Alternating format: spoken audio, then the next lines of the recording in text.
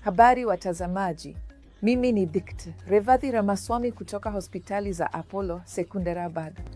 Upasuaji wa laparoscopic siku hizi ni wa kawaida sana, na hebu tujadili maandalizi machache ambayo kama mgonjwa unapaswa kufanya kabla ya kufanyiwa upasuaji wa laparoscopic.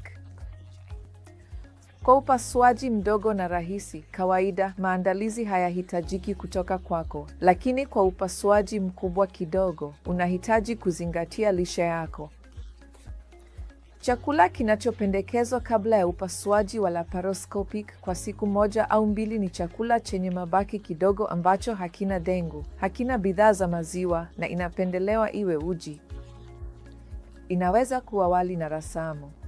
Inaweza kuwa juisi za mboga au juisi za matunda. Kwa nini tunakwepa bidhaa zinazozalisha gesi? Kwa sababu upasuaji wa laparoscopic unafanywa kwa kutumia vifaa vidogo sana bila mikono kuingia tumboni, hivyo matumbo yanapaswa kuwa tambarare.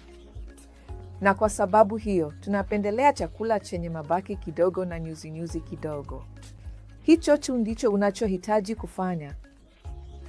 Na baada ya upasuaji wa laparoscopic, baada ya kufuata maagizo yote ya madaktari, unachopaswa kujua ni kwamba unahitaji kusimama na kutembea. Kwa upasuaji mdogo wa laparoscopic, utatakiwa kutembea labda baada ya saa 4 hadi 6. Na kwa upasuaji mkubwa wa laparoscopic, labda siku hiyo hiyo au mapema siku inayofuata. Na kwa nini hivyo? Ni kwa sababu kutembea au kusogea kutakusaidia kupona haraka zaidi. Unahitaji kushinda maumivu hayo madogo na kutembea kwa sababu utumbo wako unasonga haraka. Unaweza kurudi kwenye lishe yako ya kawaida. Kutembea kunapunguza kuganda kwa damu kutokea sehemu mbalimbali za mwili, hivyo hatari ya upasuaji inapungua. Inasaidia kupona na pia unajisikia vizuri zaidi. Kwa hiyo, tumia upasuaji wa laparoscopic kikamilifu na uwe mchangamfu. Asante.